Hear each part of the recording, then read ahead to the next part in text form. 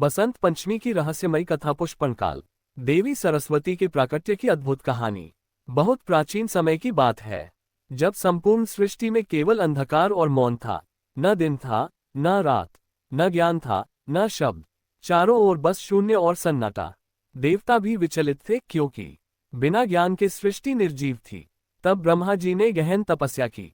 Trident sign Brahma ji की तपस्या और दिव्य प्रकाश। हजारों वर्षों की तपस्या के बाद एक दिन माघ मास की शुक्ल पंचमी को आकाश में एक अलौकिक प्रकाश प्रकट हुआ। उस प्रकाश से प्रकट हुई वन मां सरस्वती, वन श्वेत वस्त्र, वीणा हाथों में, कमल पर विराजमान और नेत्रों में अपार करुणा। जैसे ही माता ने वीणा के तार छेड़े, हवा में स्वर गूंजा, लहर नदियों में लय आए, जड़ी बूटी वृक्षों में हरियाली लौटी, मनुष्यों को बुद्धि और वाणी प्राप्त हुई। तभी से ये दिन कहलाया। उंगली से दाहिनी ओर इशारा, बसंत पंचमी। पुष्पनकाल बसंत का रहस्य क्या है? बसंत केवल ऋतु नहीं, ये चेतना के जागरण का समय है। स्मॉल डायमंड पीला रंग ज्ञान और ऊर्जा का प्रतीक। स्मॉल डायमंड सरसों के फूल जीवन का उत्सव। स्मॉल डायमंड कोयल की कूक आत्मा की आवाज। स्मॉल डायमंड सरस्वती पूजा अज्ञान पर विजय। कहा जाता है, जो व्यक्ति बसंत पंचमी के दिन सच्चे मन से मां सरस्वती का स्मरण करता है, उसके जीवन से अज्ञान, भय और दरिद्रता दूर हो जाती है। रहस्यमयी मान्यता बहुत कम लोग जानते हैं।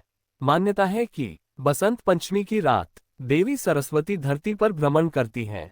जो व्यक्ति मौन रखे, पीला वस्त्र धारण करे, ओम ऐ सरस्वत्यै नमः का जाप करे, पुस्तक या वीणा के सामने दीपक जलाए, उसके जीवन में ओपन बुक विद्या, स्मरण शक्ति, बल बुद्धि अपने आप जागृत हो जाती है।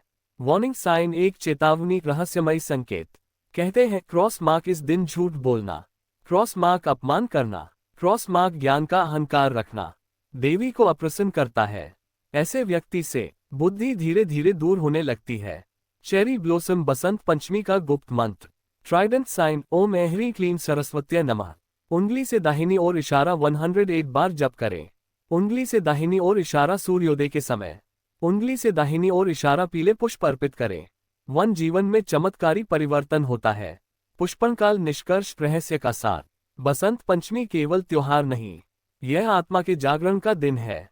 जहां पुष्पनकाल अज्ञान मिटता है, पुष्पनकाल जीवन में नई ऊर्जा आती है। पुष्पनकाल और मां सरस्वती कृपा बरसाती है। पुष्पनकाल बसंत पंचमी की रहस्यमयी कथा भाग 2, जहां मां सरस्वती स्वयं प्रकट हुई। बहुत समय पहले की बात है। उत्तर भारत के एक छोटे से गांव में केशव नाम का एक बालक रहता था। वह बोल नहीं सकता था, ना पढ़ सकता था। लोग उसे मूर्ख कहकर चिढ़ाते थे, लेकिन उसकी एक आदत थी। हर बसंत पंचमी की रात वह गांव के पुराने पीपल के नीचे एक दीपक जलाकर बैठ जाता था। अमावस्या रहस्यमयी रात। उस साल की बसंत पंचमी कुछ अलग थी। अचानक तेज हवा चलने लगी।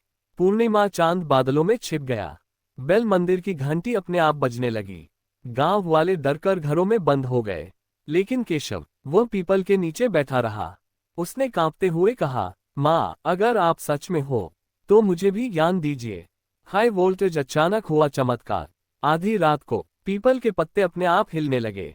धरती से सुनहरी रोशनी निकली और उसी रोशनी में प्रकट हुई वन मां सरस्वती, वन श्वेत वस्त्र, आंखों में करुणा, हाथों में वीणा। पूरा जंगल सुगंध से भर गया।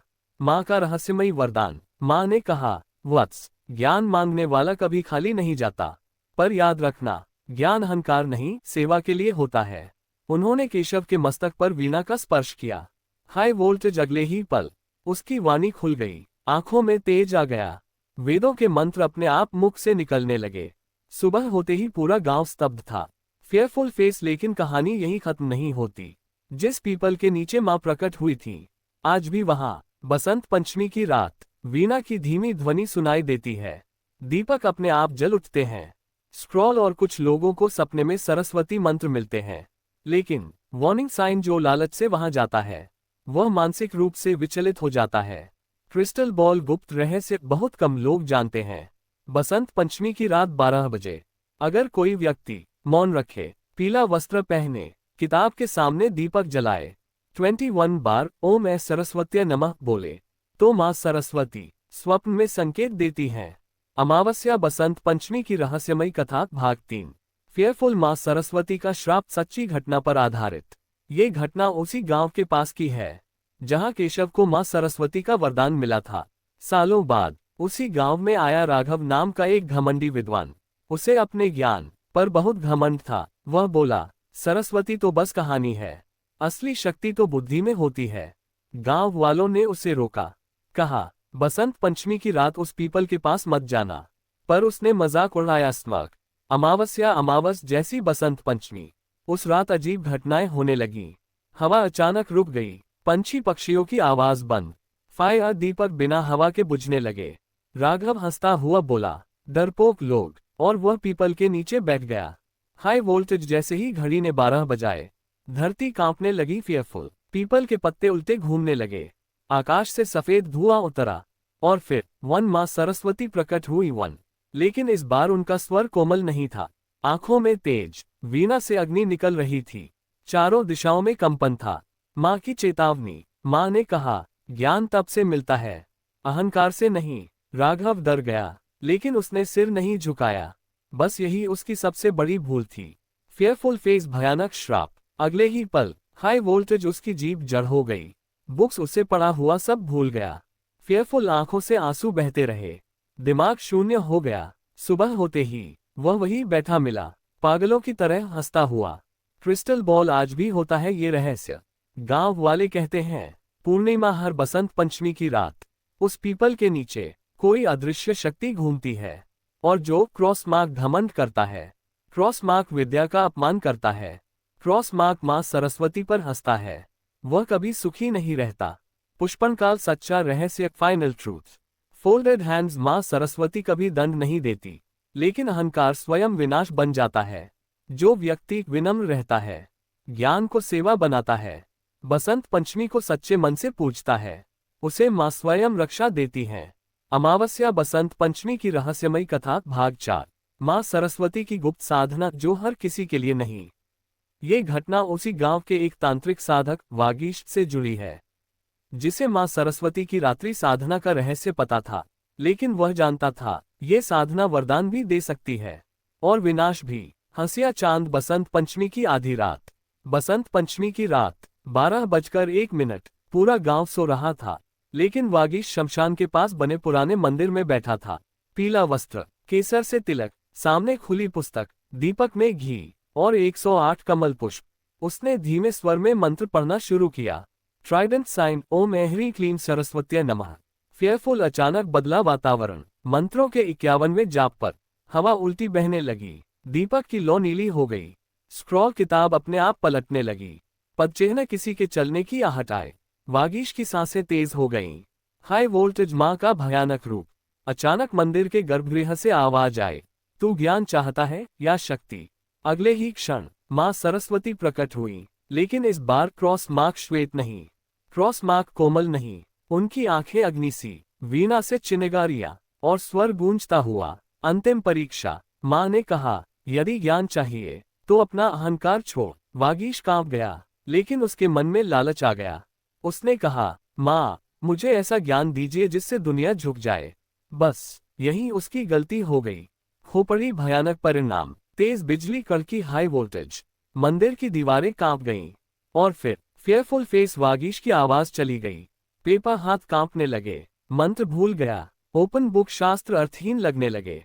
सुबह उसे मंदिर के बाहर मिला, आंखें खुली लेकिन चेतना शून्य। पूर्णिमा आज भी मान्यता है। राउंड पुष्पिन। उस मंदिर में आज भी स्मॉल डायमंड। बसंत पंचमी की रात। स्मॉल डायमंड नीली रोशनी दिखती है, स्मॉल डायमंड वीणा की ध्वनि आती है, स्मॉल डायमंड और कोई अदृश्य शक्ति घूमती है। लेकिन जो व्यक्ति क्रॉस मार्क लालच से जाता है, क्रॉस मार्क शक्ति की चाह रखता है, क्रॉस मार्क अहंकार करता है, वह लौटकर वैसा नहीं रहता। अमावस्या बसंत पंचमी की रहस्यमयी कथा भाग 5। Warning sign. मां सरस्वती का अंतिम संकेत। The final warning. ये घटना आज से लगभग 20 साल पहले की है।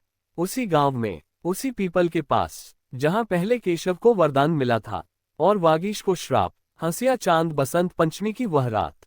इस बार एक युवक यूट्यूबर वहां पहुंचा था। नाम था अभय। उसे ना भक्ति में विश्वास था, ना मां सरस्वती में। वह बोला, आज सबूत लाऊंगा कि ये सब ढोंग है। कैमरा ऑन किया, लाइव रिकॉर्डिंग शुरू की और रात 12 बजे पीपल के नीचे बैठ गया। फेयरफुल जैसे ही घड़ी ने 12 बजाए, फोन ऑफ, मोबाइल की स्क्रीन अपने आप ब्लैक। हवा रुक गई, बेल मंदिर की घंटी बिन बजने लगी। अचानक पूर्णिमा चांद के सामने एक आकृति उभरी, श्वेत वस्त्र, हाथ में वीणा, लेकिन चेहरा धुंधला। अंतिम चेतावनी, आकाश से स्वर गूंजा, ज्ञान का अपमान मत कर, वरना अज्ञान तेरा भाग्य बन जाएगा। अभय घबरा गया, लेकिन कैमरा बंद नहीं किया। उसने हंसते हुए कहा, अगर सच में हो तो सामने आओ। खोपड़ी। उसके बाद जो हुआ वो रिकॉर्ड में नहीं, कैमरा वहीं गिर गया, लेकिन उसकी रिकॉर्डिंग बाद में मिली। वीडियो में बस इतना था, तेज हवा, किसी स्त्री के रोने जैसी आवाज और फिर चीख। अगले दिन रिवॉल्विंग लाइट, अभय बेहोश मिला, सेलफोन मोबाइल टूटा हुआ, फेयरफुल आंखों की रोशनी चली गई, बोलने की शक्ति खत्म। डॉक्टर बोले दिमाग पर गहरा असर है, जैसे किसी ने चेतना खींच ली हो। पूर्णिमा आज भी होता है ये, हर साल बसंत पंचमी की रात। वहां धुंध छा जाती है, स्वर वीणा की आवाज आती है, दीपक अपने आप जलते हैं और जो भी मजाक या चुनौती देता है वो कभी सामान्य नहीं रहता।